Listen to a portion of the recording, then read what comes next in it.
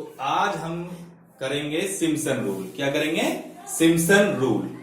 तो सबसे पहले ये बता देता हूं कि सिम्पसन रूल का काम क्या है। With the help of Simpson rule we find the area under the curve. Simpson rule की सहायता से हम क्या फाइंड करते हैं? Area under the curve. Same ही मैंने ट्रेपेजॉइडल रूल के बारे में बताया था। सेम डेफिनेशन दी थी कि with the help of trapezoidal rule we find the area under the curve. तो इन दोनों में डिफरेंस किस चीज का है? इन दोनों में डिफरेंस इस बात का है कि जो रिजल्ट आता है सिम्पसन रूल से वो ज्यादा एक्यूरेट होता है as compare to trapezoidal rule. तो सिम्पसन रूल का जो रिजल्ट होता है वो ज्यादा एक्यूरेट होता है। तो देखिए फॉर्मूला क्या है। देखिए इंटीग्रेशन a से b y dx, ये तो क्वेश्चन है, इक्वल टू अ फॉर्मूला। देखिए h/3 इस क्लोज ब्रैकेट में, इसमें 3 ब्रैकेट हैं, एक ये ब्रैकेट है, एक ये ब्रैकेट है और एक ये ब्रैकेट है। पहले इन्हें समझिए, ये समझ में आ जाएंगे तो हमें फॉर्मूला बिल्कुल इजी लगेगा। देखो पहले ब्रैकेट में क्या लिखा हुआ है? First term plus last term, पहली टर्म प्लस लास्ट वाली टर्म, ठीक है, +2। दूसरे वाले ब्रैकेट में क्या लिखा हुआ है? Sum of all remaining odd term, पहली और लास्ट को छोड़कर जो जितनी भी विषम संख्याएं वाली टर्म बची हुई हैं उनका सम यहां पर आएगा, वो यहां लिखी जाएंगी, उन सबको यहां जोड़ा जाएगा।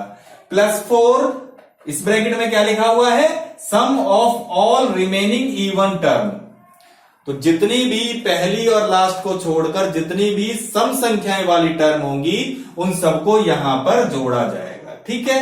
तो देखो इजी हो गया भाई। h/3 पहले ब्रैकेट में पहली टर्म प्लस लास्ट वाली टर्म आ रही है, दूसरे ब्रैकेट में +2, दूसरे ब्रैकेट में कौन सी आ रही है? याद रखना +2 आएगा दूसरे ब्रैकेट के सामने। हाँ, दूसरे ब्रैकेट में कौन सी आ रही है? वो टर्म आ रही है जो पहली और लास्ट को छोड़कर जितनी भी विषम संख्याएं वाली टर्म है उन सबका यहां पर सम किया जाएगा, उन सबको जोड़ा जाएगा। +4 याद रखें, +4 आ रहा है, ठीक है। अब इसमें वो टर्म आएंगी जो पहली और लास्ट को छोड़कर जितनी भी सम संख्याएं वाली टर्म है उन सबको यहां पर जोड़ा जाएगा, सम किया जाएगा, ठीक है। तो देखो अब इजी हो गया। अब करते हैं h/3 ब्रैकेट में, पहले ब्रैकेट में y1 प्लस yn प्लस 1। मैंने तुम्हें बताया था कि जितने भी इंटरवल होते हैं टर्म उससे एक ज्यादा होती है, इसीलिए यहां लास्ट टर्म को लिखते हैं n+1। तो क्या हो गया? ये तो पहली टर्म हो गई और ये कौन सी टर्म है? लास्ट टर्म, ठीक है। ब्रैकेट इसका बंद हो गया। +2 इसमें देखो, यहां देखो y3 y5 यानी कि ऑड वाली टर्म आ रही है, विषम संख्याएं वाली टर्म आ रही है, ठीक है। तो +2 बाकी जितनी भी विषम संख्याएं वाली हैं पहली और लास्ट को छोड़कर वो यहां आ गई। +4, ठीक है। इस ब्रैकेट में कौन सी आई है? सम संख्याएं वाली टर्म, पहली और लास्ट को छोड़कर जितनी भी सम संख्याएं वाली टर्म है वो यहां पर आ जाएंगे। तो ब्रैकेट क्लोज, ठीक है। तो क्या फार्मूला हो गया? h/3 पहली टर्म प्लस लास्ट की टर्म +2 इस ब्रैकेट में कौन सी आ रही है? जितनी भी पहली और लास्ट को छोड़कर जितनी भी ऑड संख्या वाली जो टर्म है, +4 और इस ब्रैकेट में कौन सी आ रही है? पहली और लास्ट को छोड़कर जितनी भी इवन संख्याएं वाली जो टर्म है, ठीक है। और h क्या होता है? h होता है b-a/n, ठीक है। इसमें a क्या होता है? a होती है लोअर लिमिट, a क्या होती है? Lower limit. b क्या होती है? अपर लिमिट, b क्या होती है? Upper limit. और n क्या है? n है नंबर ऑफ इंटरवल्स, n क्या है? Number of intervals. तो ये था इसका फॉर्मूला। अब फॉर्मूले को समझने के लिए हम एक क्वेश्चन करते हैं तो तुम्हें ये फॉर्मूला भी समझ में अच्छी तरह से आ जाएगा, ठीक है। तो किस टाइप से क्वेश्चन को करते हैं, एक क्वेश्चन करते हैं इसे, जिससे सिम्पसन रूल तुम्हें समझ में आ जाए बिल्कुल। तो देखिए क्वेश्चन नंबर 1, एवेलुएट, ठीक है, इंटीग्रेशन 0 से 4 ले लेते हैं 4ex dx यूजिंग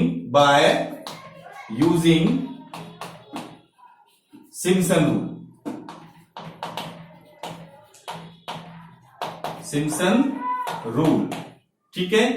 और हमें दिया हुआ है गिवन दैट वैल्यू दे रखी है हमें,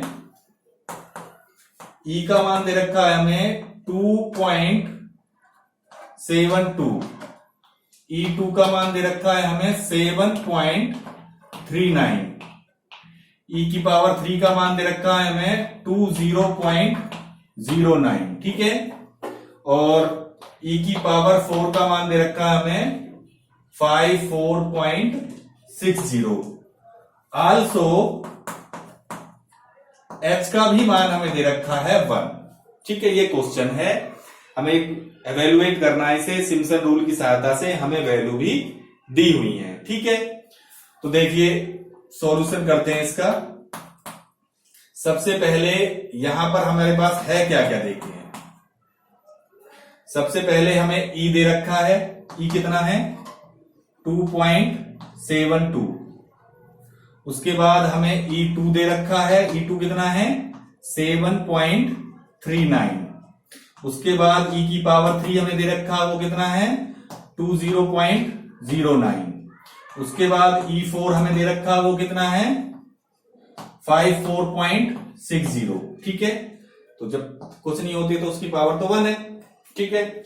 लेकिन ध्यान से देखा जाए इसकी लोअर लिमिट तो 0 है और यहां वैल्यू 1 से दे रखी है, 1 से 4 तक तो ठीक है, लास्ट लिमिट 4 है इसकी, ठीक है। लेकिन यहां 0 से भी तो होनी चाहिए। याद रहे क्वेश्चन कहां से स्टार्ट होता है, लोअर लिमिट से, और कहां तक जाना वैल्यू आनी चाहिए, अपर लिमिट तक। तो यहां तो लोअर लिमिट से दे ही नहीं रखी वैल्यू। भाई मैंने अभी जो क्वेश्चन लिखा है उसमें लोअर लिमिट की तो वैल्यू ही नहीं है, तो लोअर लिमिट की वैल्यू नहीं है तो तुम्हें खुद इसे लोअर लिमिट को फाइंड करनी है वैल्यू। तो देखो यहां x था ना, तो x यहां 1 था, 2 था, यहां 3 और यहां 4 था, तो 0 तो नहीं था x, तो E0 हमें खुद निकालना पड़ेगा, e की पावर 0, क्योंकि लोअर लिमिट तो क्या है 0 है ना। तो जिसकी पावर 0 होती है वो क्या होता है 1 होता है। याद रहे ये हमने खुद निकाला है। ध्यान रहे लोअर लिमिट से वैल्यू स्टार्ट होनी चाहिए, कहां तक जानी चाहिए, अपर लिमिट तक, ठीक है। और हमें h भी आल्सो, हमें h का मान भी दे रखा है 1, ये दे रखा है 1। अब वैसे भी देखो 0, 1, 2, 3, 4, तो डिफरेंस देखो 1 से और 0 के बीच में डिफरेंस 1 का है, तो h का मान तो 1 है, क्योंकि ये x ही तो वैल्यू है ये। अब जो ये वैल्यू आई हुई है मेरी, ये जो जितनी भी वैल्यू आई है ये ही y का मान है, क्योंकि ये तो क्वेश्चन y था ना, y यही होता है हमारे फार्मूले में। हम ऐसे लिखते हैं ना a से b y dx, तो यहां y तो है ये x, यदि कंपेयर करें तो ये y तो हो गया, ठीक है। तो यहां ये e की मान ही तो आ रहे हैं, तो ये तो y है, तो y है तो लिखते हैं पहली वाली वैल्यू क्या हो जाएगी y1, दूसरी वाली वैल्यू y2, तीसरी वाली वैल्यू क्या हो जाएगी y3, चौथी वाली वैल्यू क्या हो जाएगी y4 और पांचवी वाली वैल्यू क्या हो जाएगी y5, ठीक है। तो ये y1 1 आ गया, y2 का मान ये आ गया, y3 का मान ये आ गया, y4 का मान ये आ गया और y5 का मान हमारा ये आ गया। h का मान हमें दिया ही हुआ है, ठीक है। तो जरा मैं मिटा देता हूं इसे, यहां तक समझ में आ गया ये कि भाई सबसे पहले ये वैल्यू हमने लिख दी, लोअर लिमिट हमारी 0 थी, जबकि 0 नहीं दिया तो 0 हमने खुद निकाला, तो e की पावर 0 1, भाई किसी की पावर 0 होती है तो वो 1 होता है। तो यहां से स्टार्ट करा और लास्ट तक गए, तो y1, y2, y3, y4 और y5 की हमारा मान आ गया, ठीक है। तो समझ में आ गया यहां तक, तो मिटा देता हूं जरा इसे।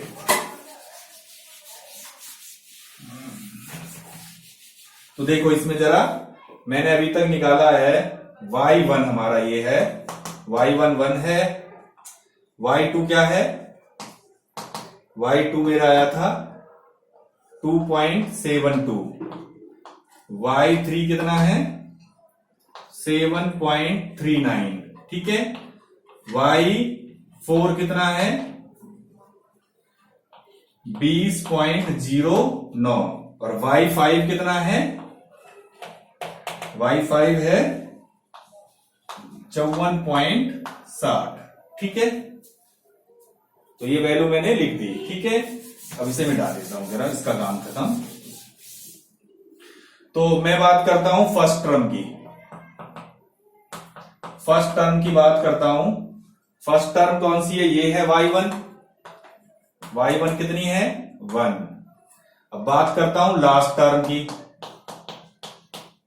लास्ट, ये तो y1 तो फर्स्ट टर्म होगी, और लास्ट टर्म क्या है, ये रही लास्ट टर्म क्या है y5, कितनी है 5460, ये फर्स्ट टर्म होगी और ये लास्ट टर्म होगी।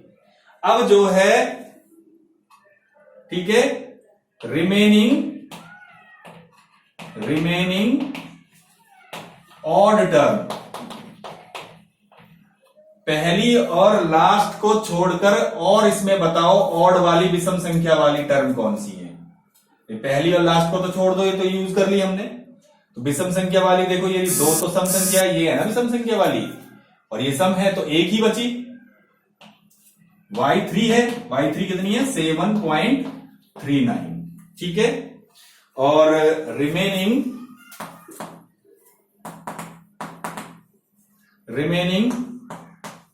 इवन टर्म, तो बची हुई इवन टर्म कौन सी है, पहली और लास्ट को छोड़ के, पहली और लास्ट को छोड़ दो, इवन टर्म ये है, एक तो 2 वाली टर्म है y2 और एक ये 4 वाली टर्म है, ठीक है।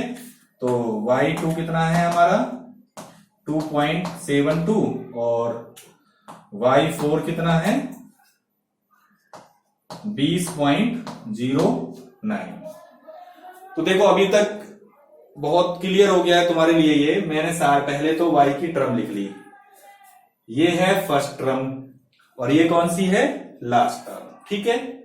पहली और लास्ट को छोड़कर जो विषम संख्या वाली टर्म है, यानी कि y3, इसमें तो एक ही है y3, तो ये लिख दिया, ठीक है। और पहली और लास्ट को छोड़कर जो सम संख्या वाली है, इसे और इसे तो छोड़ दो, सम संख्या वाली कौन सी है, एक तो y2 है सम संख्या और एक ये है इवन टर्म, एक ये है और एक इवन टर्म ये बची इसके बीच में, 2 इवन टर्म थी वो हमने इसके साथ लिख दिया, ठीक है। तो अब लगाते हैं formula using Simpson rule.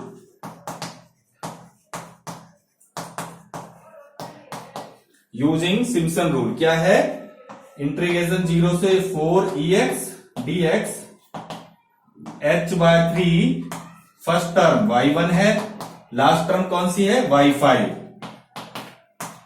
First term ये है, लास्ट टर्म ये है, +2 ऑड वाली टर्म तो एक ही है y3, +4 इवन वाली टर्म ये 2 है इवन वाली, कौन कौन सी है y2 + y4, y2 + y4, ठीक है। तो अब इनका मान भी पुट कर देते हैं। तो ये आ गया, h का मान तो 1 था ना, 1/3, पहली टर्म है 1, पहली टर्म का मान क्या था 1, प्लस लास्ट वाली का क्या है 54.60, 54.60 प्लस 2, y3 का मान कितना है 7.39, ठीक है, प्लस 4, y2 का मान कितना है 2.72 प्लस y2 का मान है 2.72 और y4 का मान कितना है 20.09, ठीक है। तो ये हमने इनके मान रख दिया है। तो यहां तक आया समझ में। अभी तक मैंने क्या करा, पहली टर्म ये लिखी, लास्ट की टर्म लिख ली, पहली और लास्ट को छोड़कर जो विषम संख्या वाली टर्म है और टर्म है वो यहां लिख दी, पहली और लास्ट को छोड़कर जो सम संख्या वाली टर्म है ये है एक और ये है, ये साथ में लिख दी। तो फॉर्मूला लगा दिया h/3, पहली टर्म प्लस लास्ट की टर्म जमा 2 ऑड वाली टर्म जमा 4 इवन वाली टर्म, ठीक है। फिर इनका मान हमने रख दिया, ठीक है। तो यहां तक आया समझ में। तो इससे मिटा दूं ऊपर वाले को जरा, ठीक है। बहुत इजी था, इतने ज्यादा हार्ड है नहीं क्वेश्चन जो है।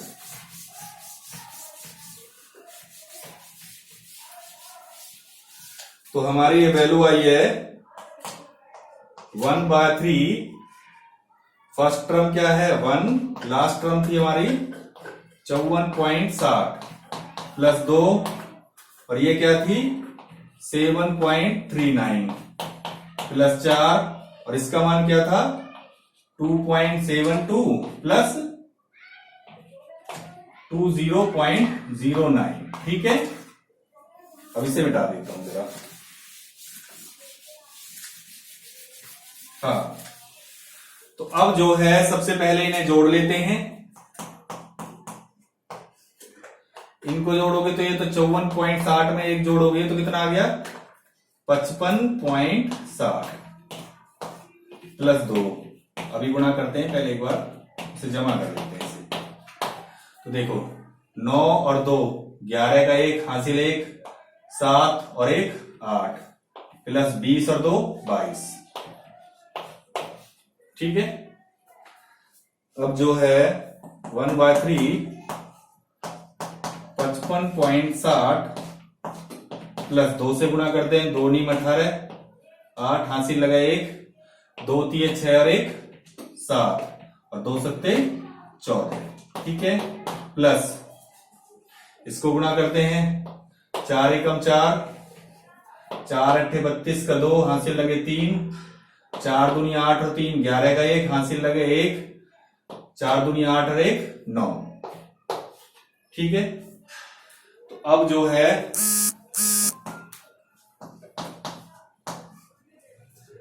ये कितना आ गया 55.60 प्लस 14.68 प्लस 91.24। अब इनको जोड़ लेते हैं, क्या क्या है 55.60 दूसरा 14.68 उसके बाद 91.24 जोड़ देंगे जरा। तो ये हो गया 8 और 4 12 का 2 हासिल लगा 1 6 और 1 7 7 दूनी 14 और 2 16 को 6 हासिल लगा 1 6 और 4 10 और 1 11 का 1 हासिल लगा 1 6 7 7 और 9 16। ठीक है। तो कितना आ गया ये 161.62 ये आ गया 161.62 जोड़ने के बाद। अब जो है 161.62 डिवाइडेड बाय 3। अब इसे 3 से भाग भी कर देते हैं, क्या रहा देखते हैं जरा 161.62 3 से। तो पहले किससे जाएगा ये 5 से जाएगा 3 पंजे 15 बचा क्या 1 बचा 1 आ गया तो 3 3 9 बचा कितना 2 ये पॉइंट है तो पॉइंट ले लेते हैं 6 उतार लिया ये कितना आ गया अब तो 3 अट्ठे 24। ठीक है। तो बचा कितना 2 ये 2 आ गया तो 3 सत्ते 21। ठीक है। तो 1 तो हमारे आगे करने की जरूरत नहीं है, वैसे इतना ही ठीक है ये। तो कितना आ गया ये 53.87 ये है आंसर। ठीक है। तो बहुत इजी था, ज्यादा हार्ड नहीं था, ये बहुत आसानी से हो गया। ठीक है। तो अगली क्लास में जो हम करेंगे एरिया अंडर द कर्व।